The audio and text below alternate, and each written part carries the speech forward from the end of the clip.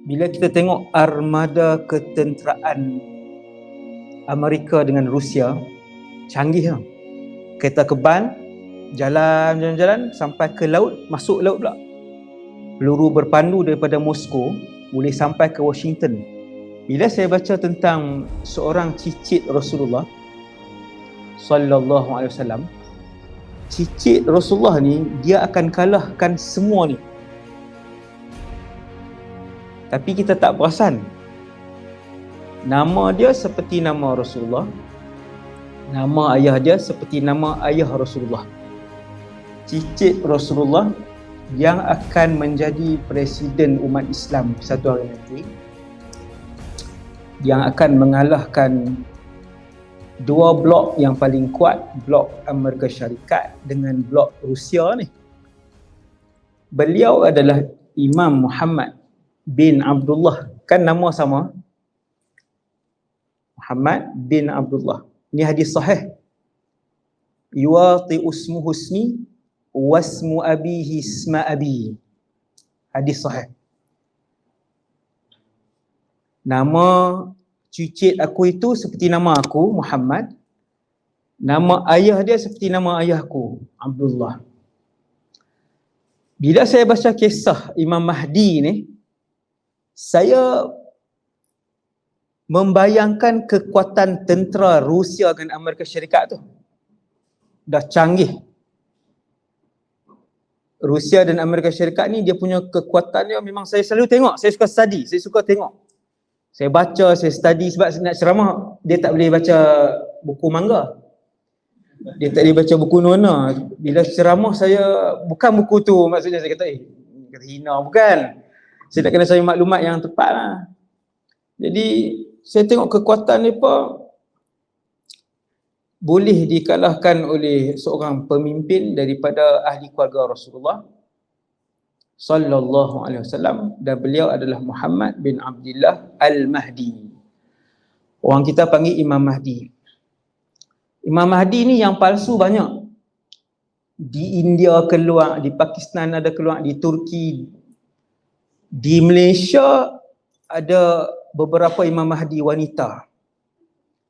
Yang mai jumpa saya Imam Mahdi mai ramai, Imam Mahdi dalam kurungan lah. Mai jumpa sebab saya ceramah akhir zaman. Waktu saya accident pitam banyak hari itu pun Imam Mahdi mai juga satu kumpulan. Yang palsu lah. Cuma siapa yang baca tentang ciri Imam Mahdi ni, dia akan tahu bahawa kalau orang perempuan jangan mengaku Imam Mahdi sebab dia kena laki. Dan tidak tengok pengikut ramai, mengaku Imam Mahdi kan boleh perang ni. Jangan, kalau perempuan jangan, dia kena laki dulu. Yang kedua dia kena nama Muhammad. Tu kena susah sikit tu. Dia kena nama Muhammad, ayah dia kena nama Abdullah. Okey, kemudian cerita Imam Mahdi palsu ni. Kemudian saya nak tarik perhatian. Ni semua duk heran kan, dah lah tak tahu pimpinan ni pimpinan apa ni. Nak serang Amerika kan. Bukan nak serang apa-apa, sekejap lagi baru sampai ke kenapa ni. Ada satu poin saya nak bawa semua orang malam ni, satu poin. Saya baca kisah Imam Mahdi ni, dia akan keluar ketika mana bumi dipenuhi dengan kezaliman dan penindasan. Waktu itu dia muncul. Dan ketika dia muncul daripada Madinah, dia dibai'ah di bumi Mekah di depan Kaabah. Wali-wali daripada Syria, Syam, Abdalus Syam wa Asaibul Iraq, dan juga wali-wali daripada Iraq, antara ulama pertama yang akan membai'ah beliau. Bai'ah ni macam ni, bai'ah ni kita pergi ke Imam Mahdi, wahai Imam, kami membai'ah kamu, memberikan sepenuh taat setia kepada kamu untuk bersama dengan kamu. Itu bai'ah. Kalau orang lelaki dia suar tangan jabat, kalau orang perempuan daripada jauh je lah bai'ah dengan lafaz.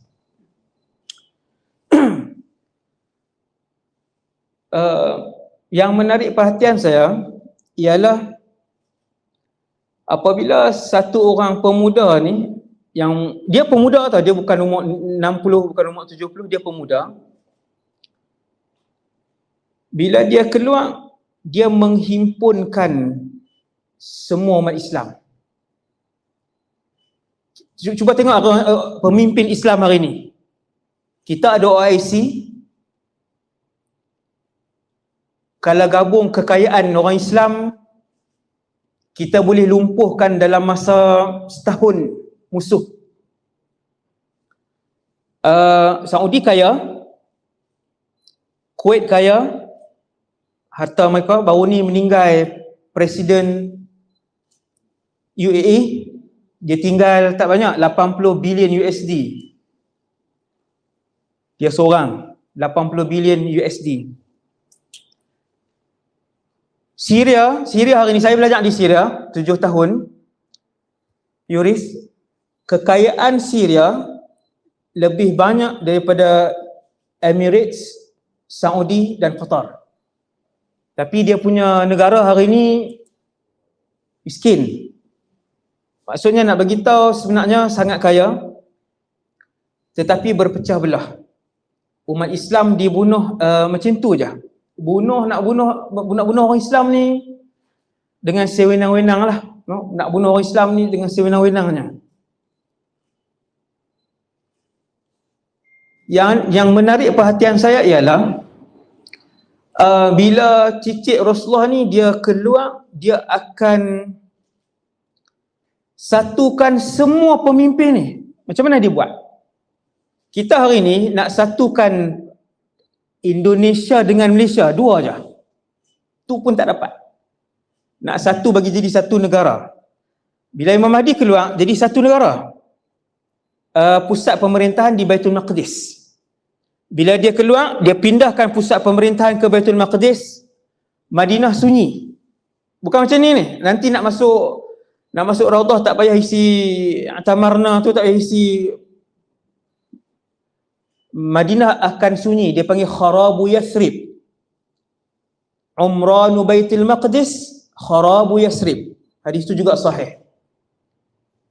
Baitul Maqdis akan jadi pusat pemerintahan dunia. Bayang Washington, bayang KL, bayang Tokyo, dia akan jadi pusat pemerintahan dunia. Dan Imam Mahdi ni dia menyatukan semua orang Islam di bawah satu bendera. Hebatlah.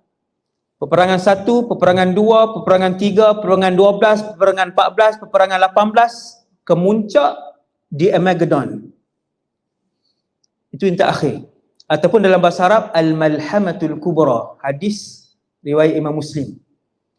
Al-Malhamatul Kubra. Itu kemuncak. Bayangkan, dia akan berperang dengan India. India kuasa nuklear. Menang. Ni Nabi sebut ni yang Nabi sebut. Dia akan bawa tentera Islam perang dengan India, perang dengan Iraq, perang dengan Iran, perang dengan semenanjung tanah Arab. Taghzuna jaziratal Arab summa taftahunaha, Nabi sebut. Kalian akan berperang dengan semenanjung tanah Arab dan menang dengan Imam Mahdi. Saya baca ni, saya melihat kepada kekuatan negara-negara ni. Saya tengok macam mana dia nak menang dengan negara-negara besar ni, dia guna apa? Subhanallah. Jadi dia menang. Akhirnya kemuncak ialah peperangan Al-Malhamatul Kubra di Syria. Di satu negeri yang bernama Aleppo, di satu tempat yang bernama Al-A'maq ataupun Dabiq. Nabi sebut dua daerah, dua tempat tu. Kemudian berakhir dengan peperangan terakhir, umat Islam menang, tawan banyak kerajaan dunia waktu tu. Blok Rusia dikalahkan, blok Amerika dikalahkan, tak payah sebutlah India, yang lain-lain, Iraq, Iran semua ni. Dua blok besar ni dikalahkan. Maka saya pun tengok, bila baca keturunan siapa anak ni, dia ni, Imam Mahdi ni. Rupanya dia Ahlul Bait, ahli keluarga Rasulullah sallallahu alaihi wasallam. Dia Ahlul Bait, kita tak boleh nak mengaku. Macam dalam ni kan, kita hari ni, kita yang berapa orang ni, 15-20 orang ni, kita tak boleh nak mengaku saya Ahlul Bait. Orang kok dia Ahlul Bait macam mana ni? Kan? Contohlah orang parit panjang, dia Ahlul Bait, dia mesti dia ada ulama yang pakar nasab. Dia panggil ulama nasab. Kan? Said Aiman Ahlul Bait. Jadi depa kalau pergi kat ulama nasab, depa boleh tanya, dia akan tanya kan, ayah nama apa? Dia akan tengok. Tanya nama apa, naik ke 4 5 dia akan tengok. Bukan ni Pakistan ni, bukan Arab. Contoh. Kalau Arab dia akan kata okey ni Arab. Dia tak boleh, kita tak boleh tipu. Dia akan tengok kita punya susur galur tu. Poin saya malam ni ialah jauh pi tu. Saya masuk cerita tu. Muhammad bin Abdullah yang nak lahir ni, dia belum, wallahu alam, dia akan lahir satu hari nanti. Dan dia ni anak siapa? Dia adalah keturunan ulama. Ni ulama sebut bukan saya bahas. Antaranya Al-Imam Ibn Al-Qayyim sendiri dibahaskan dia adalah keturunan Sayyidina Hasan bin Ali. Kalau tengok Imam Mahdi ni, dia punya nasab dia Muhammad bin Abdullah bin sampai ke Hasan bin Ali bin Abi Talib. Kenapa Allah memilih pemimpin terbaik dunia satu hari nanti di kalangan Hasan bin Ali ni? Ini ulama bahas.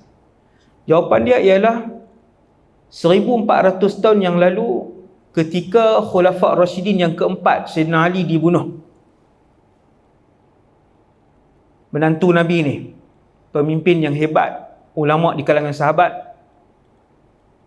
Ali radhiyallahu anhu wa alaihi salam, dia dibunuh. Naik anak beliau nama Hasan bin Ali. Hasan bin Ali naik jadi khalifah. Pusat dia di Iraq dan di Hijaz. Itu dia punya capital dia. Dia punya penyokong dia ramailah sebab ayah dia orang besar. Dan waktu tu di Syria ada satu lagi pusat pemerintahan. Presiden dia adalah Muawiyah bin Abi Sufyan. Muawiyah bin Abi Sufyan ni sahabat ke tak sahabat? Perempuan pula macam tu lah, kelas macam tu saya. Puan-puan. Muawiyah bin Abi Sufyan ni sahabat ke tak sahabat? Sahabat. Dan dia ulama di kalangan sahabat, bukan orang biasa. Dia penulis wahyu, dia ulama di kalangan sahabat, dan Nabi ada sebut hadis tentang kelebihan dia. Waktu tu dia jadi menteri pertahanan lama, daripada zaman Sayyidina Uthman, daripada zaman Sayyidina Umar di Syria. Sebab tu di Syria ada satu perkuburan nama Maqbarah Babis Saghir. Perkuburan tu ada lebih 1000 sahabat Rasulullah dalam perkuburan tu.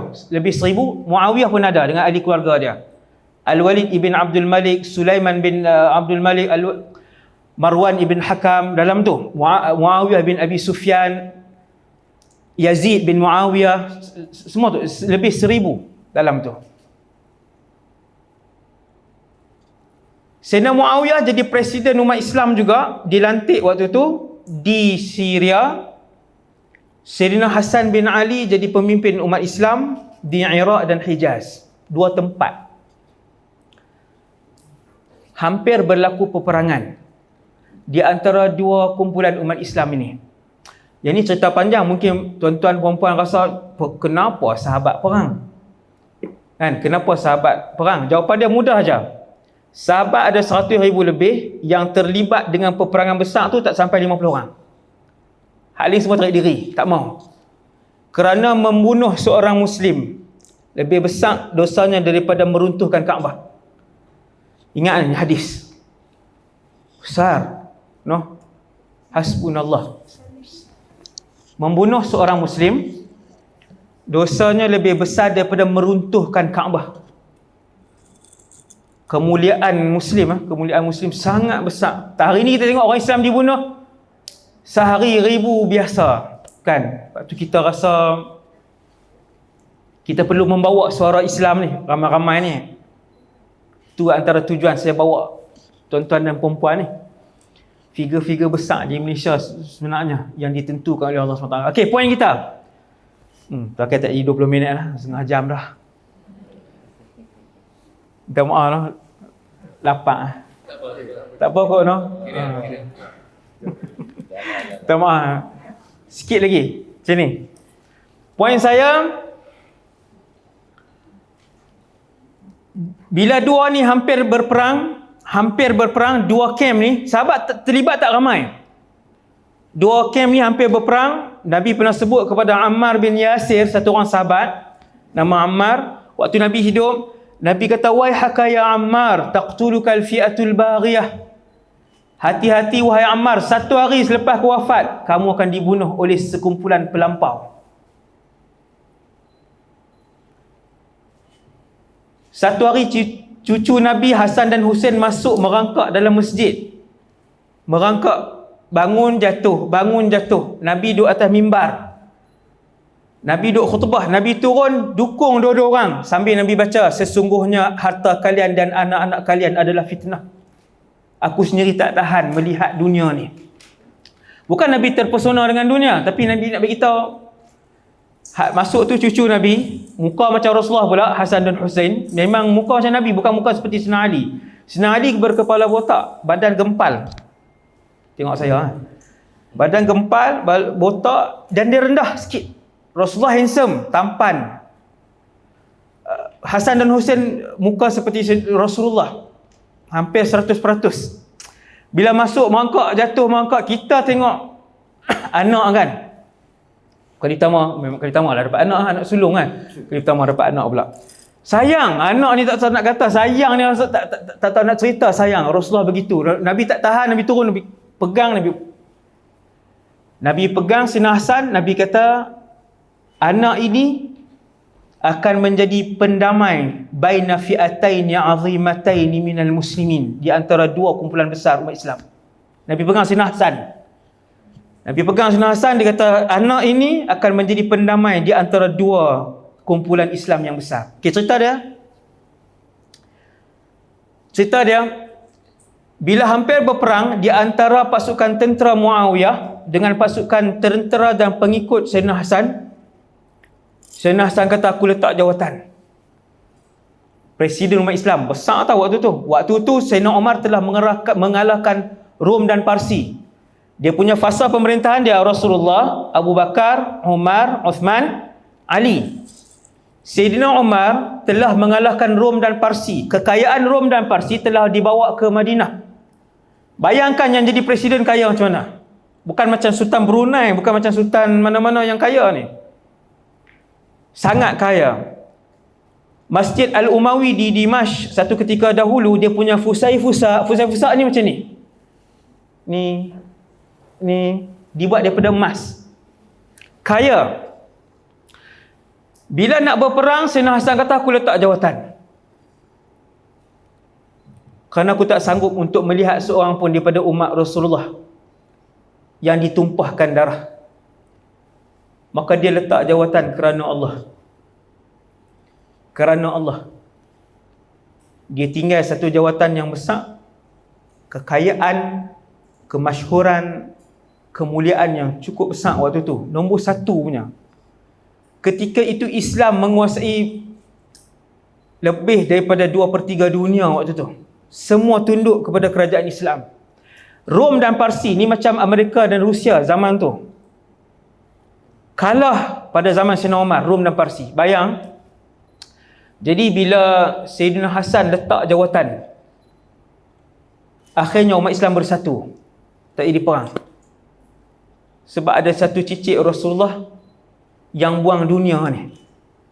Dia letakkan jawatan tu kerana Allah.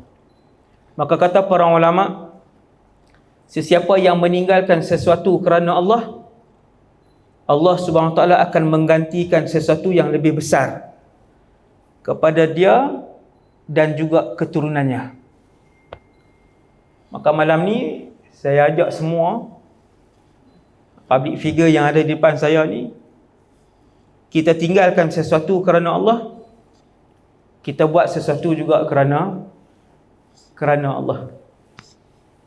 Saya main ni pun pertama sekali saya ucap ribuan terima kasih. Yang saya senarai ni semua yang Allah pilih. Satu tapak kita berjalan di atas muka bumi Allah akan disoal. Kita jangan kata sekarang pengikut yang ada di depan saya ni semua juta tau, semua atas juta. 2 juta, 3 juta, semua itu akan disoal oleh Allah Subhanahu Wa Taala. Sekali kita buat naik status, kita kata jom sebut subhanallah wa bihamdih. Semua baca status kita 5 juta, subhanallah bihamdih. 5 juta sekali. Subhanallah. Berseni untuk masuk syurga Allah. Sebab pendapatan kita di dalam syurga tak sama di antara satu sama lain seperti pendapatan kita di atas dunia hari ini. Tak sama. Maka dengan sebab tu berebutlah untuk sekarang. Berebut sekarang ni lah untuk melakukan kebaikan. Sekarang ni kan. Sebab pendapatan tak sama. Bila kita main KL, kita tengok bangunan semua tak sama ni. Ada 1000 bangunan, semua tak sama. Mewah dia. Ni kita duduk ni tak mewah sangat. Bangunan ni berapa tingkat je. Tepi tu ada KLCC, ada bangunan B, bangunan C, 1000. Begitulah rumah saya dan kita semua dalam syurga nanti. Tak sama, mewah dia. Sebab apa? Sebab kebaikan yang kita buat tak sama. Jumlah Quran yang kamu baca tak sama dengan jumlah Quran yang saya baca hari ni. Kamu puasa 6 habis, saya tak habis. Saya 2 hari baru. Ramai yang dah habis. Semalam 5 orang buat sunat witir kan, hak yang lain tak buat. Jadi kebaikan kita tak sama. Maka dengan sebab tu kemuliaan kita dalam syurga nanti tak sama. Dia mesti tak sama. Kita tak ada jawatan ulama, kita tak ada jawatan wali, kita tak ada jawatan nabi, kita tak ada jawatan rasul, dan kita tak mati syahid. So tiket mana yang kita nak masuk syurga ni? Paling seronok sahabat bila dengar ayat selain daripada para nabi, rasul masuk syurga, orang-orang yang mencintai nabi dan rasul juga layak untuk masuk syurga. Jadi itulah poin saya malam ni. Untuk saya ajak diri saya dan kita semua membuat sesuatu kerana Allah. Itu satu. Sebab di mahsyar nanti yang kerana Allah saja yang berbaki. Yang benda lain tidak akan kekal di mahsyar. Botol ini akan muncul di mahsyar nanti. Ini saya sebut ni bukan contoh tau. Botol ini akan muncul di mahsyar nanti. Allah memberi peluang untuk dia bercakap. Dia akan bercakap, dia kata, wahai Tuhan, dulu si Fulan bin Fulan hadir satu majlis ilmu, dan kami pernah berikrar untuk melakukan kebaikan kepada umat Nabi SAW sehingga akhir hayat kami. Dia akan bercakap. Maka malam ni kita berikrar. Saya, kita semua berikrar untuk melakukan kebaikan kepada umat Nabi Muhammad SAW di atas kapasiti yang Allah telah bagi kat kita ni. Kan? Ni kalau himpun kekuatan ni melebihi 50 juta. 20 orang kita aja. Kalau himpun kekuatan. Cuba bayang tengok, minggu ni kita bercakap tentang sedekah. Minggu depan kita bercakap tentang solat 5 waktu. Minggu satu lagi kita bercakap tinggalkan zina. Minggu satu lagi kita bercakap gembirakan ibu kamu. Ramai-ramai kan.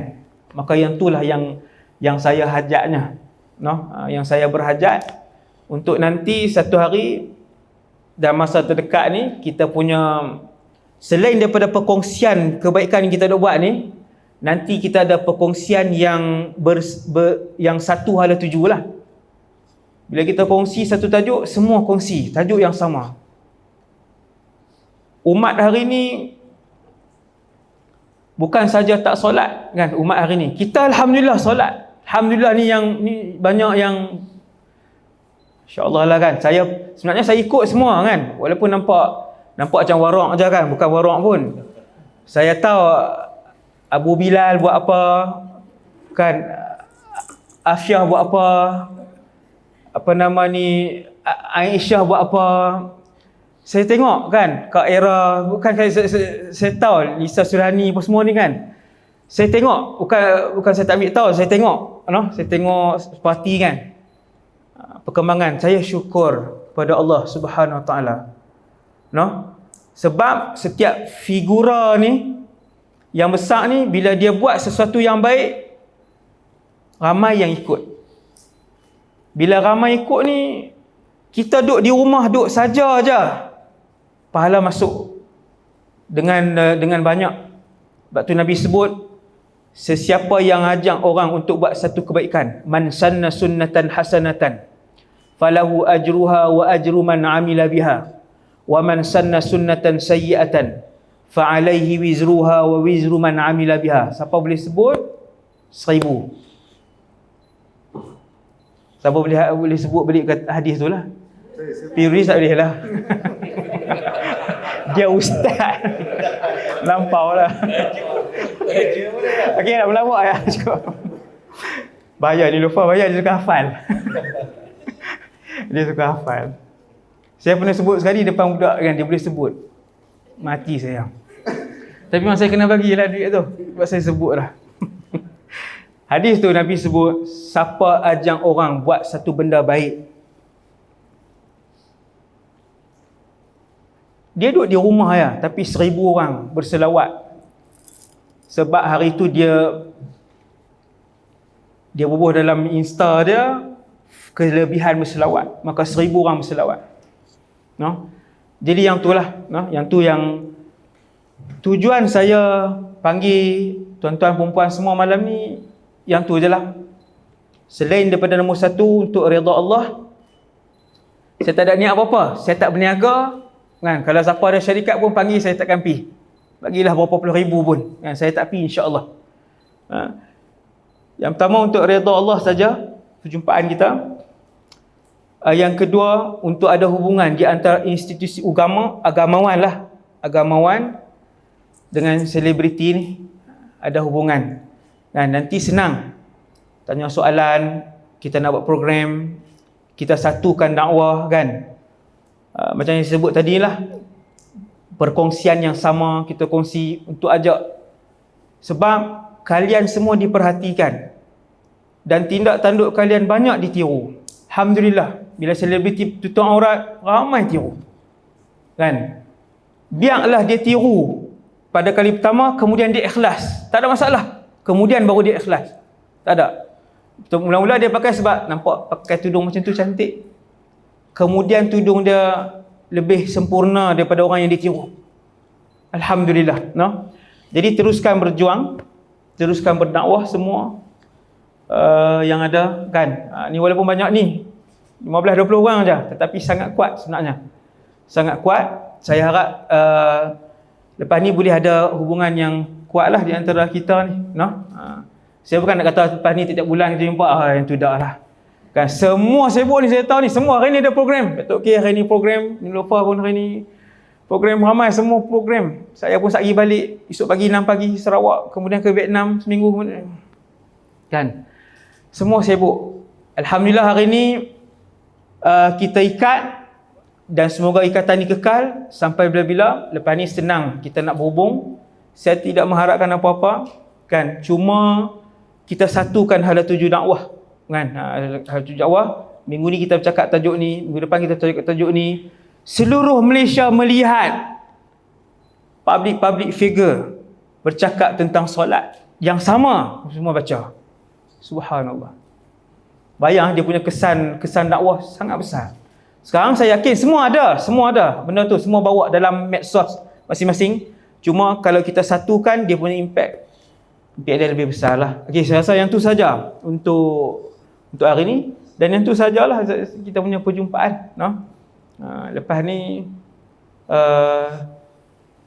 tak jumpa dah kot, jumpa macam tu je lah, jumpa dalam alam maya macam tu lah kan. Memang saya habaq saya tak nak jumpa macam ni, wallahu a'lam lah, kecuali kalau saya peluang siapa ajak pergi rumah tu, insya-Allah lah saya boleh lah. Yang mana yang ada ni special request lah, boleh minta special request kat saya untuk saya pergi rumah kan. macam hebat sangat pula, bukan hebat pun, maksudnya berkongsi kebaikan. Yang tu saja.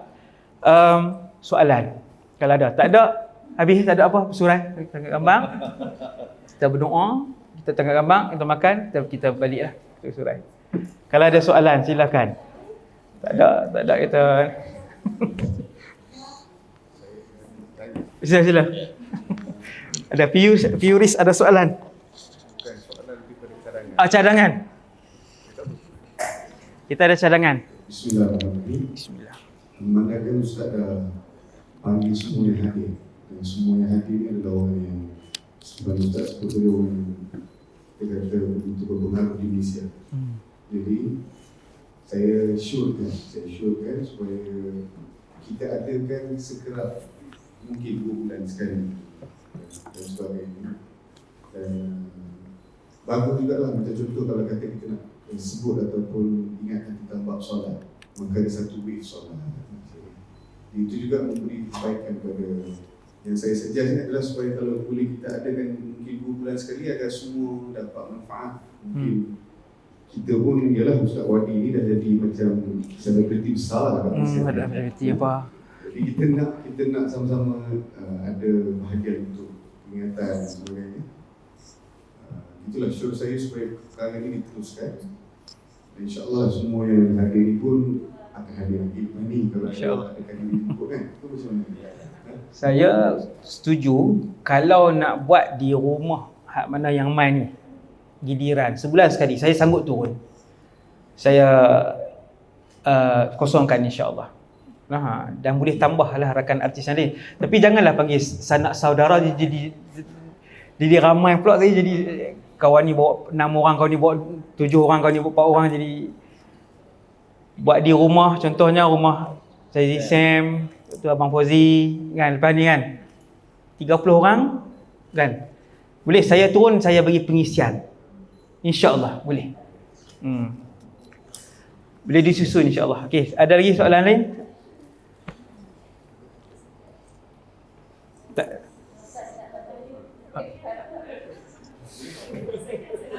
Abaris.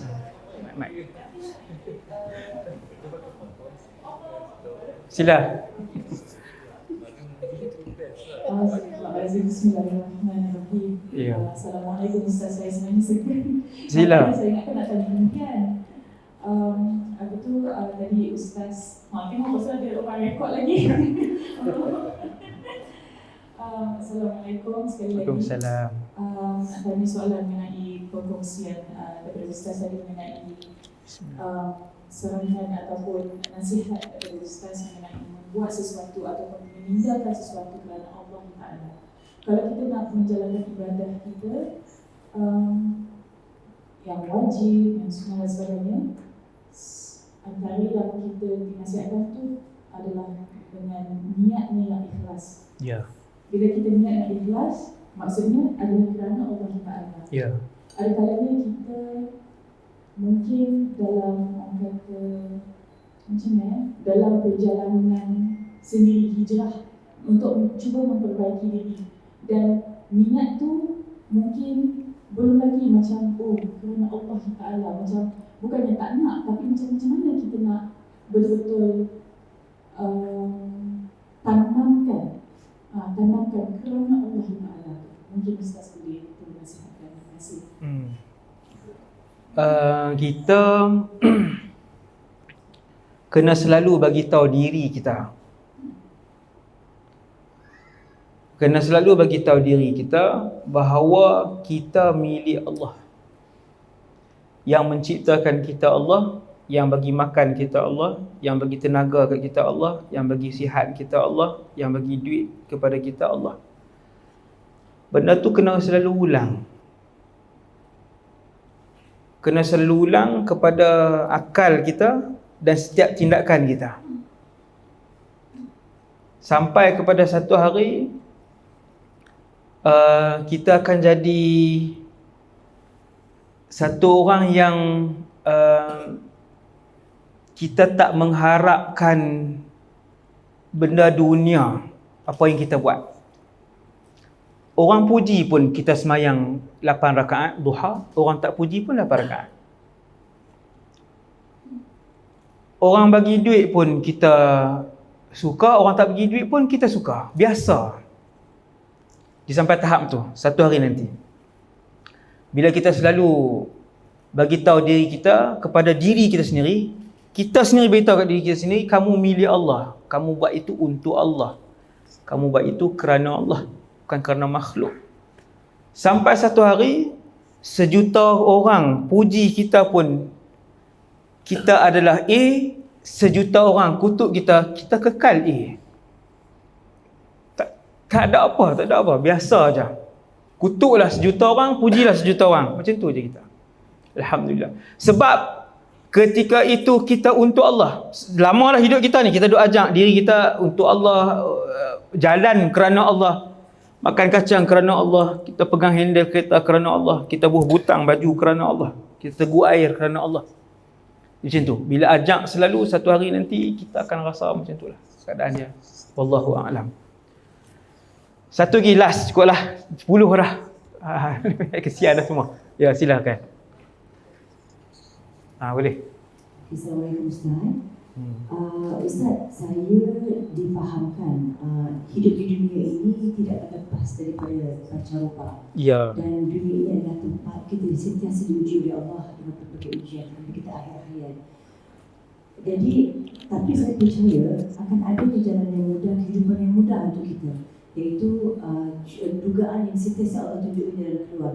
Jika kita terlalu susah dengan dugaan-dugaan yang Allah kasih hidup satu persatu macam gajah tu di petala, katanya walaupun seseorang tu banyak melakukan tahajud ke, banyak melakukan istikharah ke, banyak melakukan macam, tapi selagi kita tak buat solat taubat, maknanya nasib tidak akan berubah.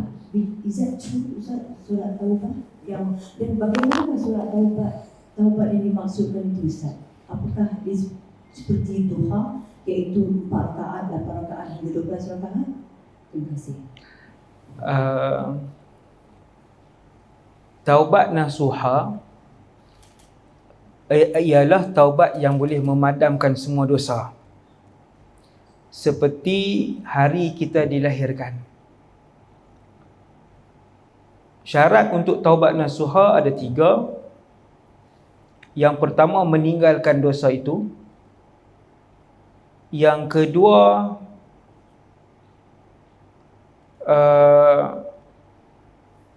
yang pertama apa dia Fiuris? Nombor 1, meninggalkan dosa tu, menyesal dengan dosa tersebut, dan berazam, berjanji untuk tidak buat lagi.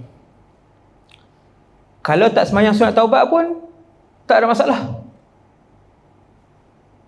Dia bukan syarat wajib untuk diterima taubat nasuha. Ketika seseorang itu dia menyesal, dia berazam untuk tak buat, dan dia tinggalkan dosa itu. 3 syarat ni berjalan dalam diri dia serentak, bukan salah satu daripada 3, bukan 2 daripada 3. 3 ni berjalan lengkap 3 syarat tu, maka dia telah pun mendapat taubat nasuha, insya-Allah Subhanahu taala.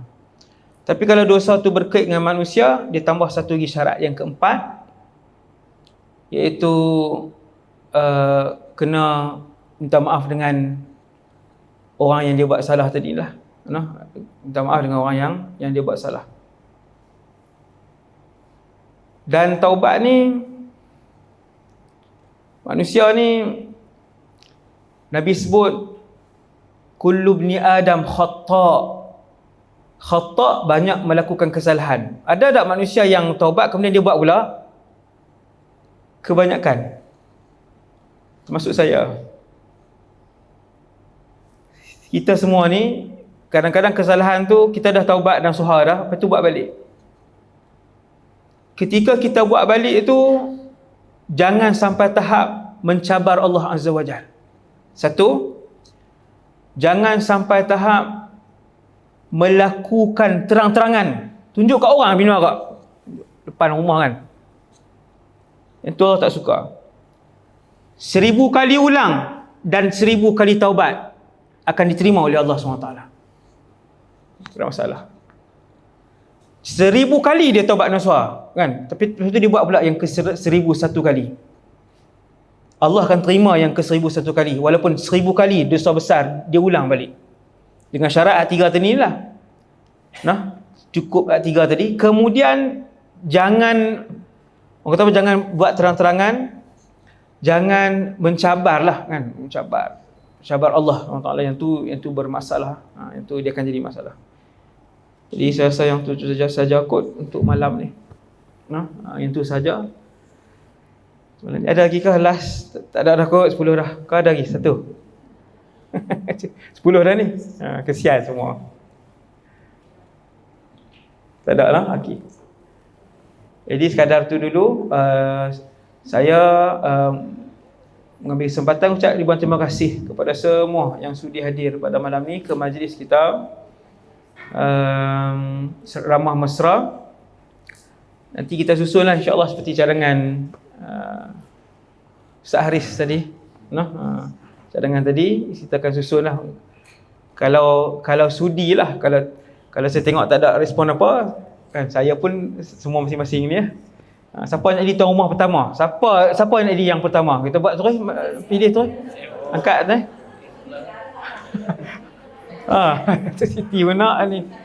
Subhanallah.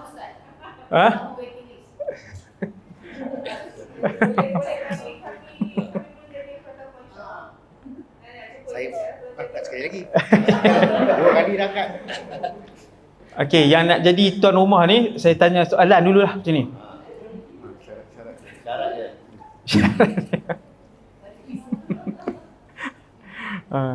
Supaya jadi tuan rumah yang pertama kan, kita pergi rumah tu ramai-ramai 20-30 orang, kita buat kuliah di situ insya-Allah. Rakan-rakan artis yang ni lah. Saya ada 2 benda yang nak jadi tuan rumah yang pertama ni. Minta maaf lah siapa yang semalam dia solat witir 3 rakaat dan pagi tadi dia solat sunat subuh 2 rakaat. Buat. Siapa yang buat?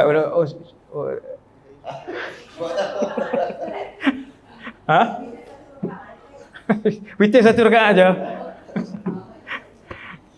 Okey. Tak apa, nanti kita buat undian lah. Sekejap saya punya staff dia tulis kat atas kertas, kita buat undian rumah siapa dulu insya-Allah. Yang tu lebih inilah.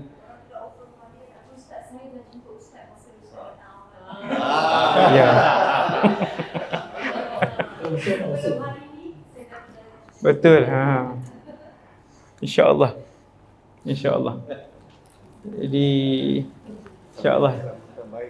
Baik. Semua akan dapatlah. Kita mula dengan rumah Datuk K dulu, insya-Allah, dengan Datuk Seri Siti, insya-Allah. Lepas tu berjalanlah, insya-Allah. Okey, yang tu saja. Terima kasih banyak. Kita doa sikit. Bismillahirrahmanirrahim. Alhamdulillahirabbil alamin. Hamdan yuwafi ni'amahu wa yukafi'u mazidah. Rabbana lakal hamd kama yanbaghi li jalali wajhika wa 'azimi sultanik. Allahumma salli ala Muhammadin wa ala ali Muhammad kama sallaita ala Ibrahim wa ala ali Ibrahim wa barik ala Muhammad wa ala ali Muhammad kama barakta ala Ibrahim wa ala ali Ibrahim fil alamin innaka Hamidum Majid. Allahumma inna nas'aluka minal khairi kullihi ajilihi wa ajilihi ma 'alimna minhu wa ma lam na'lam wa na'udzubika minasy syarri kullihi ajilihi wa ajilihi ma 'alimna minhu wa ma lam na'lam. Allahumma inna nas'aluka min khairi ma sa'alaka 'abduka wa nabiyyuka Muhammadun sallallahu alaihi wasallam wa na'udzubika min syarri ma 'adza minhu 'abduka wa nabiyyuka. Allahumma inna nas'aluka al-jannata wa ma qarraba ilaiha min qawlin aw 'amal wa na'udzubika minan nar wa ma qarraba ilaiha min qawlin aw 'amal wa nas'aluka an taj'ala kulla qada'in taqdihi lana khaira. Wahai Allah yang Maha mendengar, wahai Allah yang Maha pemurah lagi Maha penyayang, wahai Allah, Engkau telah menguji kami dengan kemasyhuran dan kekayaan, wahai Allah. Wahai Allah, bersaksilah wahai Allah, kami gunakan kemasyhuran dan kekayaan ini untuk agama-Mu ya Allah. Wahai Allah ya Tuhan kami, jadikanlah ujian ini sebagai asbab untuk kami mendapatkan redha-Mu. Wahai Allah Tuhan kami yang Maha mendengar, jadikanlah kedudukan kami pada malam ini dan kelebihan kami pada malam ini sebagai asbab untuk kami masuk ke dalam syurga Firdaus-Mu ya Arhamar Rahimin. Ya Allah, ya Tuhan kami, malam ini kami berikrar, wahai Allah, untuk kami memanfaatkan kelebihan ini kepada umat Nabi Muhammad sallallahu alaihi wasallam.